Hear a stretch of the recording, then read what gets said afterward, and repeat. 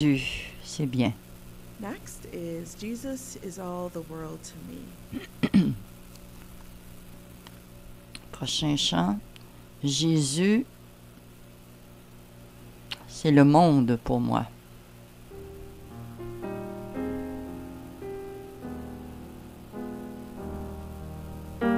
Jésus est tout pour moi.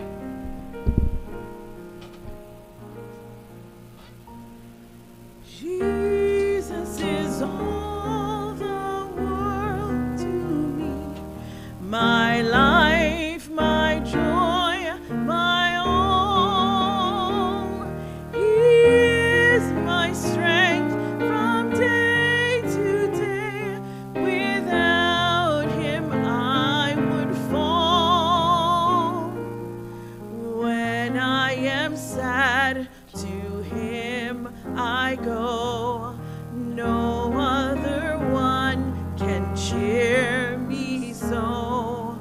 When I am sad, he makes me glad. He's my friend. You should all be smiling. Jesus is all the world to me, my friend in trial sore. I go to him for blessings and he gives them more and more. He sends the sunshine and the rain. He sends the harvest, golden grain. Sunshine and rain, harvest and grain. He's my friend. Jesus is all the world to me, and true to him I'll be. Oh, how could I, this friend and I, when he's so true to me? Following him, I know I'm right. He watches o'er me day and night. Following him by day and night. He's my friend. Jesus is all the world to me. I want no better friend. I trust him now. I'll trust him when life's fleeting days shall end. Beautiful life with such a friend. Beautiful life that has no end. Eternal life, eternal joy. He's my friend. Bev, when you sing this song, what does this make you think? Nobody that loves you like Jesus. Perfect follow-up song. I'd rather have Jesus.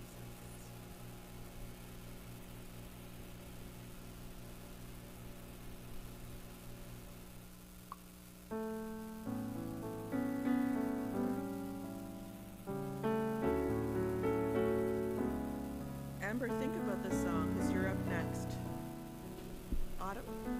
J'aimerais mieux avoir Jésus que tout l'or et l'argent du monde. I'd rather have Jesus than silver or gold. I'd rather be his than have riches untold. I'd rather have Jesus than houses or land.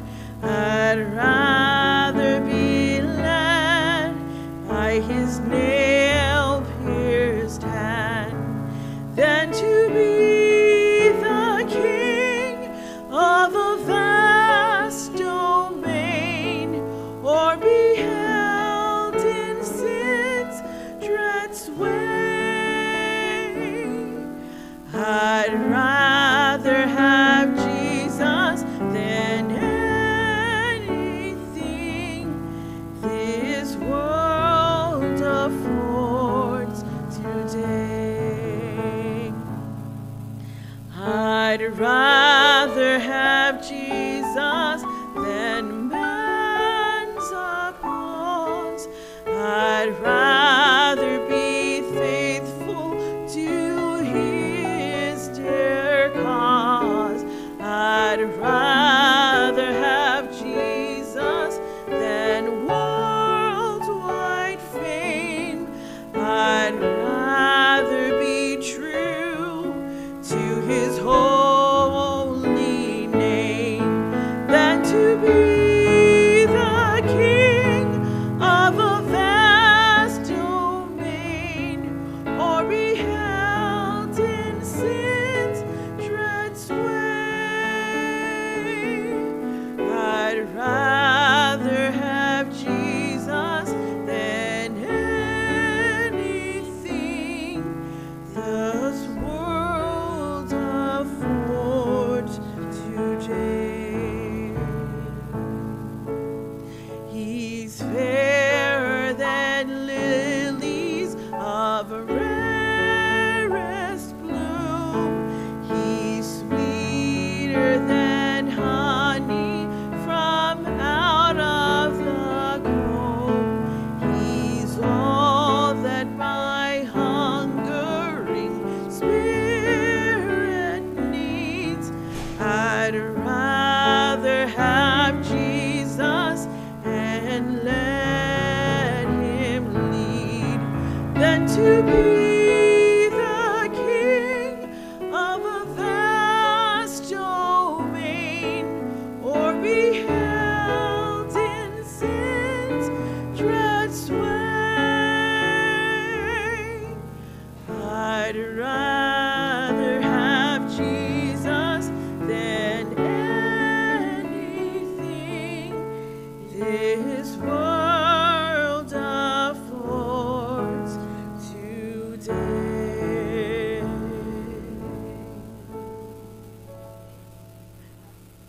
Safety in a resting place. Wonderful. Our last one is, it's love that makes us happy. It's love that makes us happy. You know, sometimes you wake up in the Parfois, morning and you have still le have matin, sleepiness going on, or you went to bed last night, on a encore le goût de rester au you have lit, children like I do and they make you cranky. ou vous allez vous coucher et vos enfants vous tapent sur les nerfs. God's love that makes us happy. Il faut toujours se souvenir que c'est l'amour de Jésus qui nous rend heureux. Et même si That's the world's il n'y a happiness, pas de right? bonheur, There's sadness, ou there's times of le bonheur du monde, c'est la tristesse, sadness, but the happiness that we're talking about mais is le something bonheur dont nous that parlons we give. ici, c'est à travers Jésus qu'on peut l'avoir.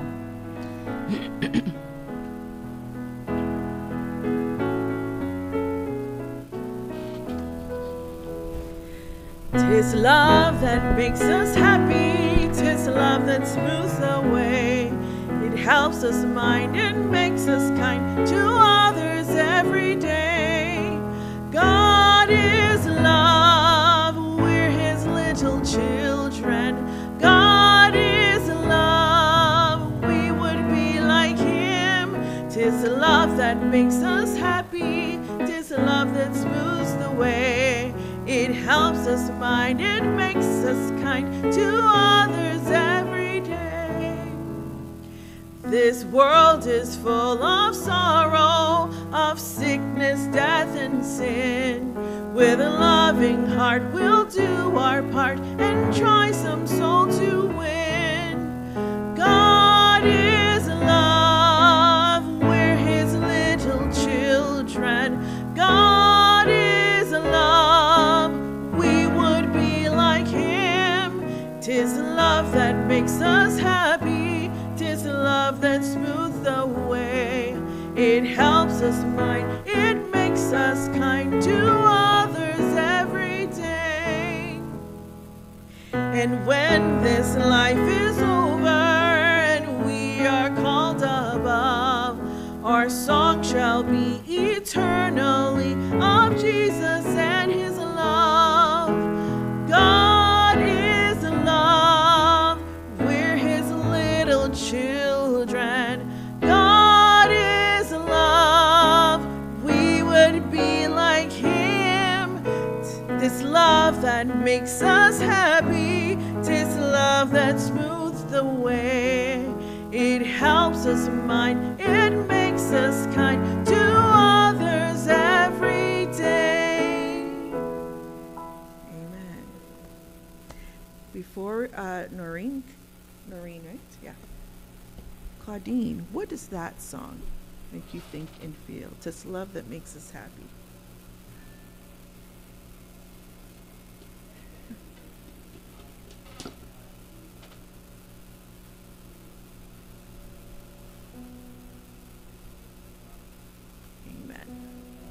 Yes, please. Mm-hmm.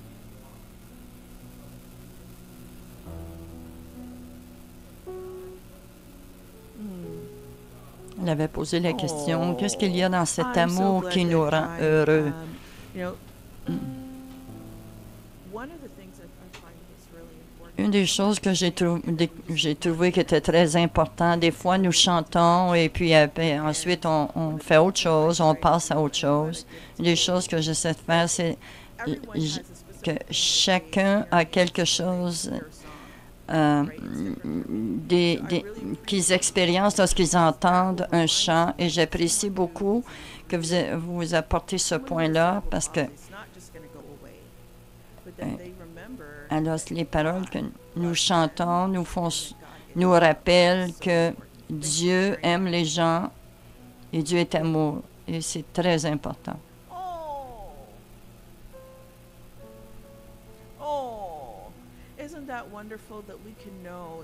N'est-ce pas merveilleux qu'on peut, on va passer l'éternité avec Jésus et de savoir qu'il est là.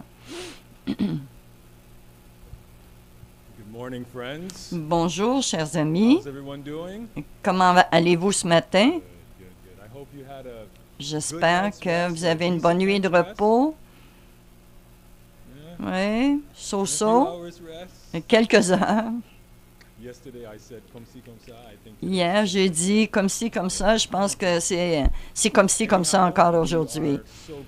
Nous sommes tellement heureux d'être là ce matin et nous allons entendre de la part de la servante du Seigneur, Noreen Jeffra. Elle était anciennement Noreen Moïse et elle vient de se marier et on peut la voir se promener sur le terrain avec son nouveau conjoint. Elle est pasteur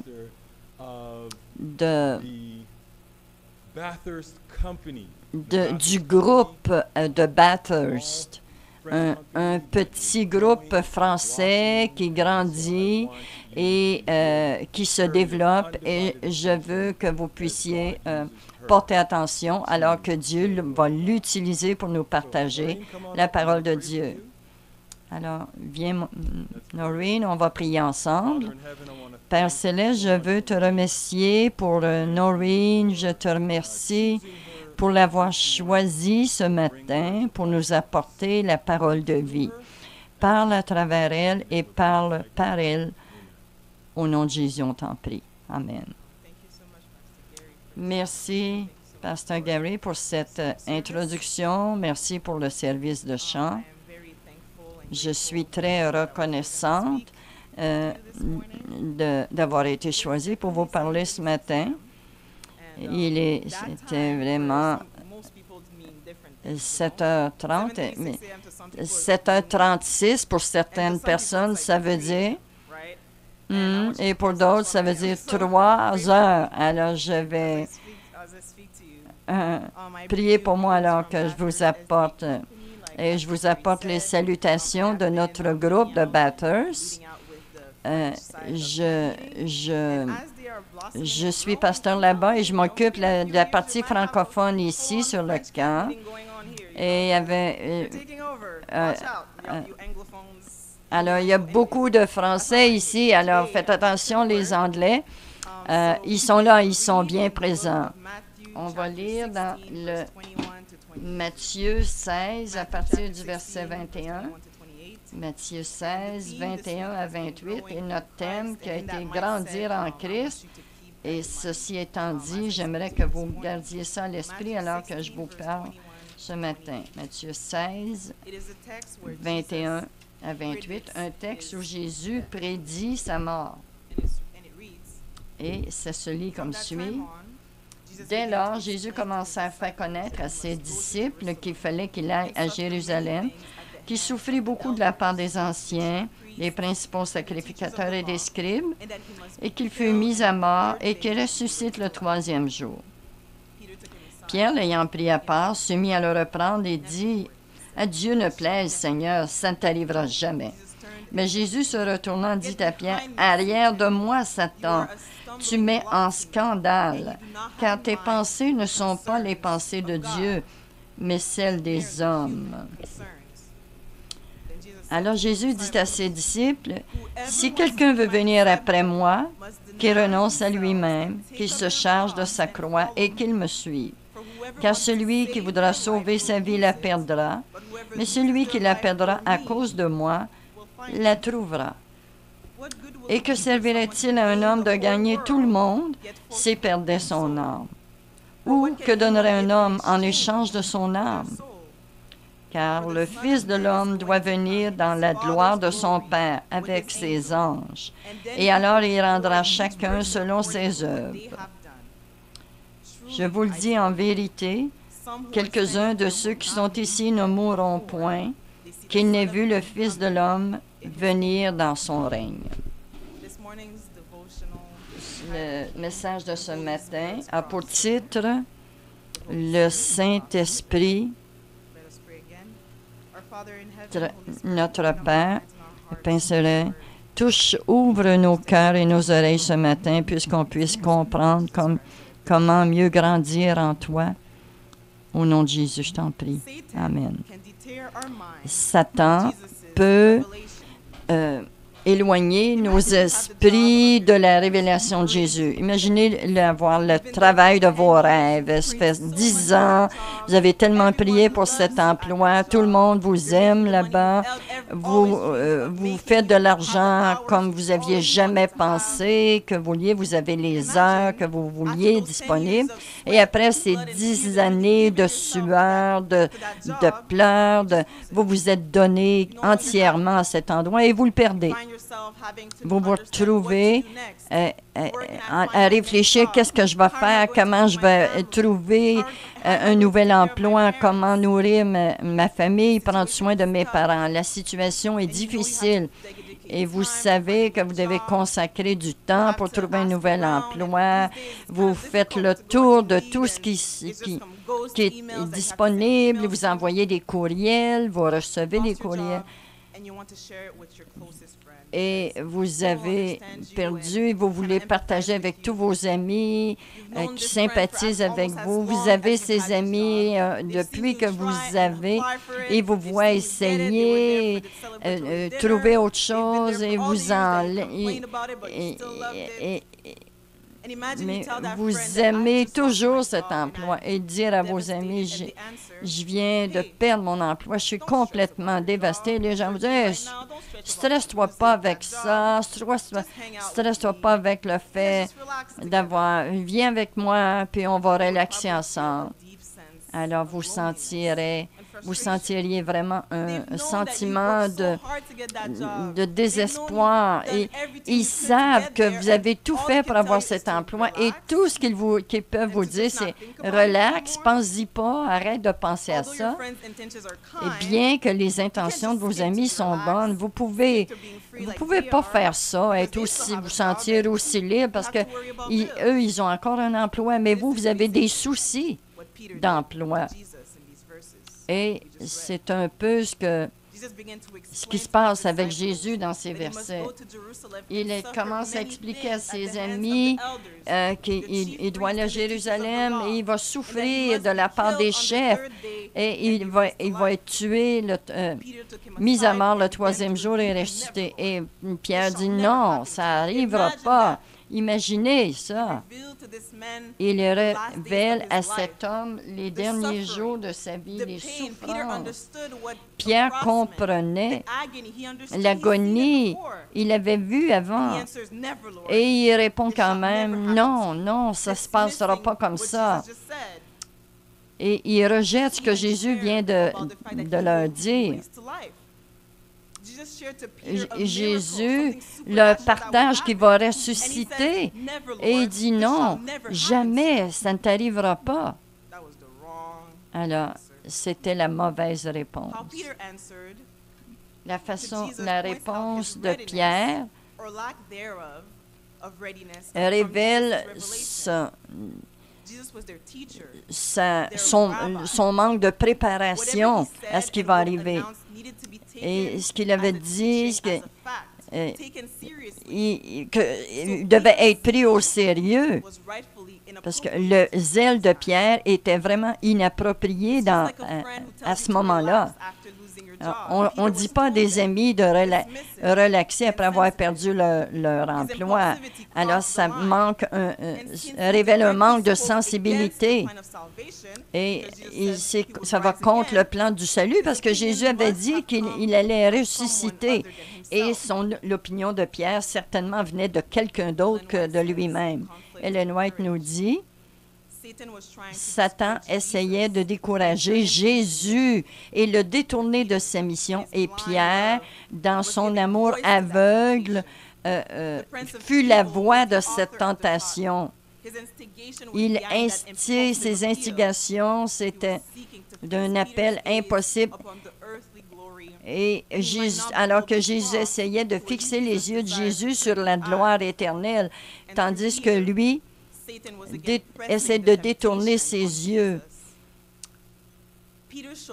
Pierre essayait de forcer la tentation sur Jésus. Et Ellen White le dit, penser à sa propre gloire. L'amour était aveugle et ses pensées étaient décourageantes et Satan utilise ça pour décourager Jésus. Satan s'est infiltré entre ces deux personnages à ce moment-là. À travers Pierre, Satan essayait de tenter Jésus, mais Satan s'est interposé entre Pierre et son maître afin que le cœur des disciples ne soit pas touché par la vision de l'humiliation de Christ pour eux, mais pour Pierre. Et Jésus avait vu que ça ne venait pas de Pierre, mais ça venait de celui qui s'était introduit entre eux. Et là, il a dit, je vais parler à Pierre en face pour qu'il se réveille et voit qui est derrière tout ça.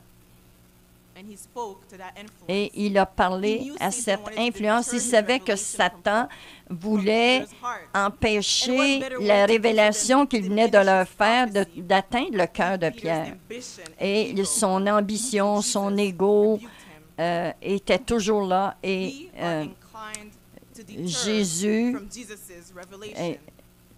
a changé la situation. Et parfois, pour nous, c'est comme ça. On veut aimer les autres et Satan, mon esprit humain, non, je vais pas m'en aller dans cette direction-là. Et on veut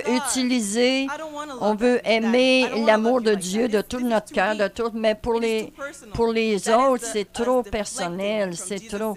Alors, on est en train, à ce moment-là, de se séparer de la révélation que Jésus va avoir. On aime les autres, notre voisin, on veut connaître leur nom, le travail, tout ça, mais quand vient le temps de les approcher et se concentrer sur eux pour aller vers eux, nos esprits tentent de nous séparer de la vérité de l'Évangile et Satan, c'est le plan de Satan pour en profiter. Jésus dit, prenez votre croix et suivez-moi. Matthieu 16, 23.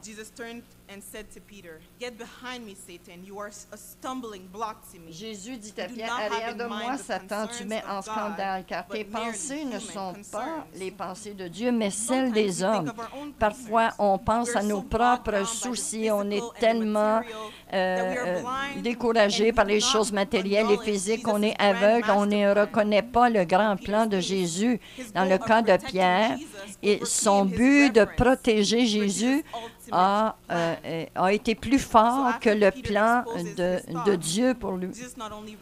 Alors, et Jésus reproche l'influence, mais il essaye de faire un changement complet de ses pensées, les détourner des soucis humains. Au verset 24, il lui dit,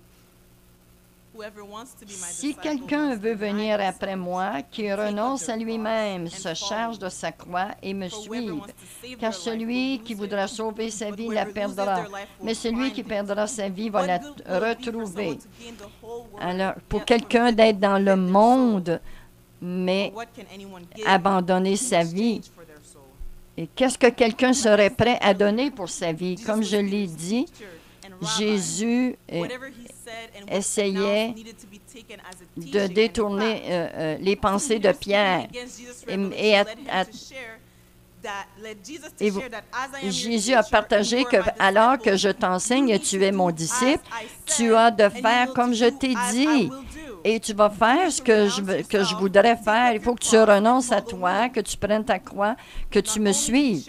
Et non seulement être certain que Pierre allait souffrir, mais quiconque est celui qui veut me suivre comme Pierre doit marcher derrière moi. Jésus faisait référence à sa mort, qui venait sa mort sur la croix. Les prisonniers portaient leur croix à la destination où ils allaient mourir. Et la croix était lourde et ce sentier pouvait prendre des heures. Et il a soulevé des circonstances vraiment dramatiques qui étaient réservées à ceux qui qui veulent le suivre. Et à travers toutes les difficultés, nous aussi, on peut dire, mon patron est dur envers moi, ça c'est ma croix. Mes enfants sont difficiles, alors c'est ma croix pour aujourd'hui. Et la croix qu'on porte c'est la voie parfaite pour décrire les inconvénients de la vie. Mais Jésus amène le concept important du plan du salut ici. C'est beaucoup plus facile de détourner notre esprit de ça, s'abandonner, renoncer au péché qui est dans nos vies, c'est vivre pour Christ. Ce n'est pas renoncer au péché, mais c'est vivre pour Jésus, comme lui, dans tous les aspects du rejet qu'il a vécu, souffrir pour lui, vivre en Christ et s'identifier pleinement à tous les accès du rejet, de la honte, de la souffrance, de la mort. Comme lui, ce qu'il a fait, il s'est porté comme sacrifice et on doit s'identifier avec le sacrifice là, qui vient à lui. Et il a dit, alors que je vous ai sauvé, je vais devenir un sacrifice pour vous. Comme lui, il a fait, on doit faire la même chose. Et le Seigneur doit dire la vérité de ce qu'il va faire. Pierre a besoin de s'identifier au rejet, la honte, la souffrance à la mort. Jésus est en train de dire qu'il doit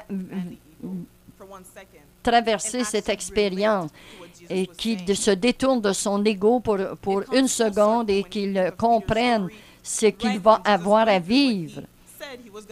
Et il a dit Pierre a été témoin des souffrances de Jésus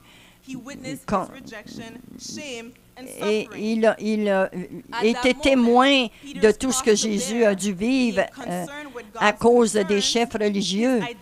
Et son identification avec Jésus dans la souffrance aurait pu rester avec Jésus. Mais lui, il aurait pu défendre Jésus alors qu'il était accusé. Mais où était son amour aveugle dans ces circonstances-là? Il a renoncé, il a renié Jésus au lieu de s'identifier à lui. Hein? Il a même renoncé qui Jésus était pour lui. 3 fois, il a renoncé. Il a dit qu'il ne le connaissait pas. Mais il aurait dû s'identifier au rejet, à la honte. Il ne voulait pas aller jusque-là. Il est même allé au point de dire que ce que Jésus allait vivre n'arrivera jamais. Et Pierre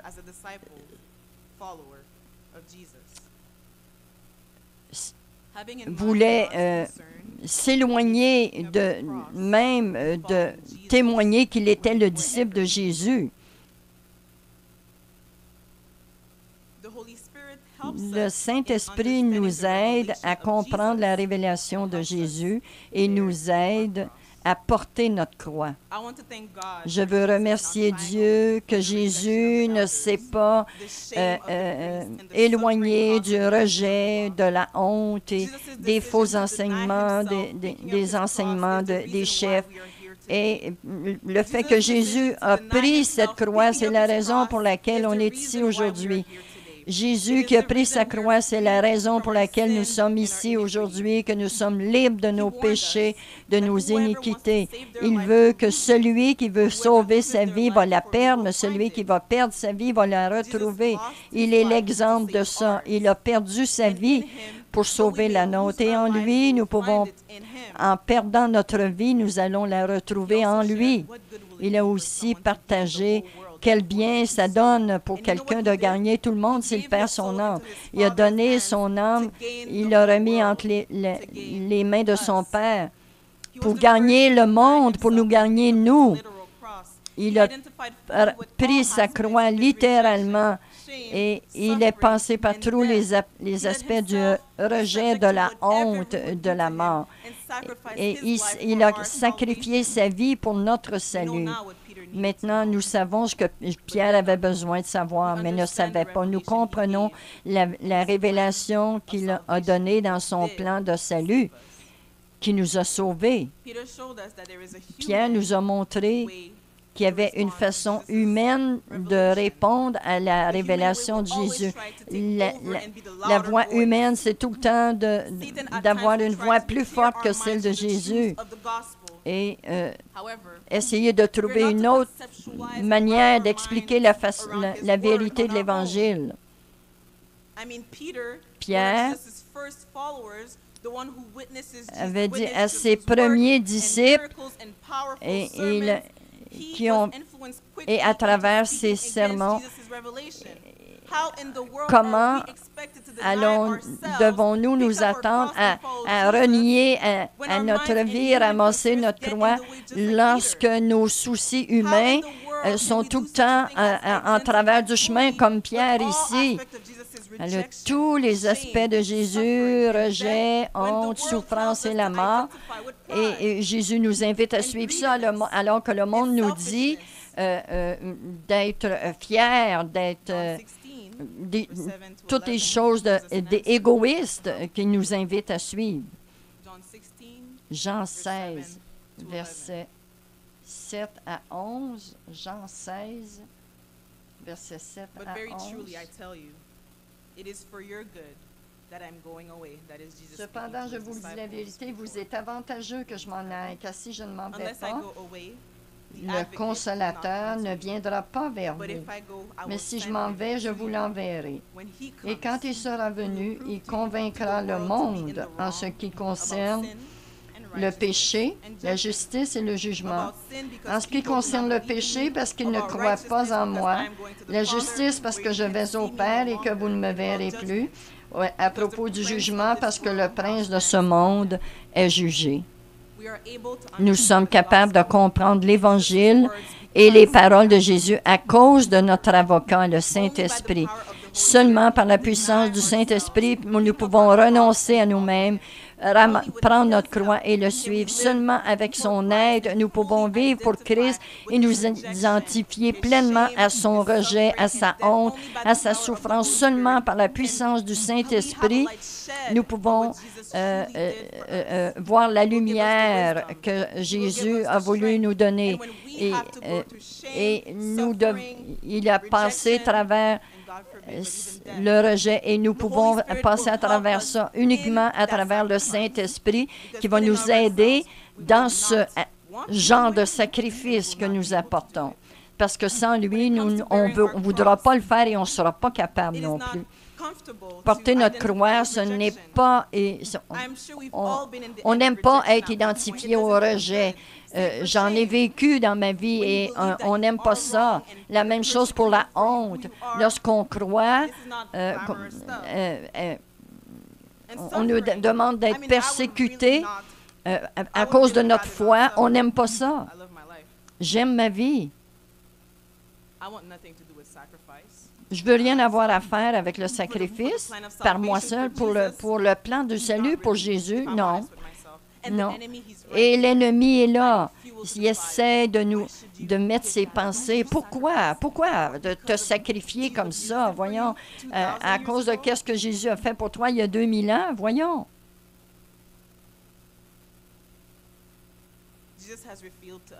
Jésus nous a révélé beaucoup de choses. La loi du royaume qui est d'aimer Dieu et les autres, qu'à la fin des temps, il va revenir. Mais cependant, dans notre pensée humaine, on ne saisit jamais la plénitude de sa révélation. Et on ne saisira jamais vraiment ce que signifie prendre sa croix pour le suivre. On va essayer de faire comme Pierre, diminuer tout ce qui s'apprend pour être un disciple de Jésus. Et éventuellement, la croix que nous devons porter, c'est la croix du Saint-Esprit, parce que nous, on ne peut pas la porter tout seul. Et le Saint-Esprit va nous aider à traverser cette étape. Et avec sagesse, il va nous aider à comprendre la honte, la souffrance, le rejet qu'on a traversé. Et lorsqu'il nous amène dans toute la vérité et ramène à notre esprit tout ce que Jésus nous a enseigné, c'est à ce moment-là qu'on va être capable de renoncer à nous-mêmes, de prendre notre croix et le suivre, de nous identifier à lui dans tous les aspects du rejet, la honte, la souffrance et la mort. Le Saint-Esprit va transformer nos pensées, nos cœurs, notre volonté pour qu'on soit capable de comprendre et de partager le sacrifice qu'il a fait. On n'a pas à le faire tout seul. On n'a pas à porter cette croix tout seul.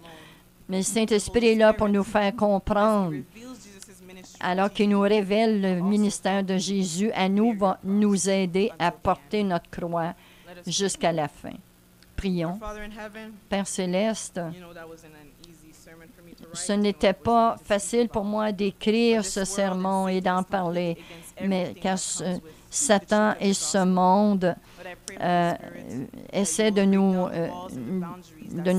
nous décourager. Le Saint-Esprit va nous faire comprendre tout ce que Jésus a fait pour nous. Et dans les temps qu'on vit aujourd'hui, il va essayer de mettre tous ensemble et nous faire comprendre ce que Christ a porté et accompli pour nous. C'est en son nom que je te prie. Amen.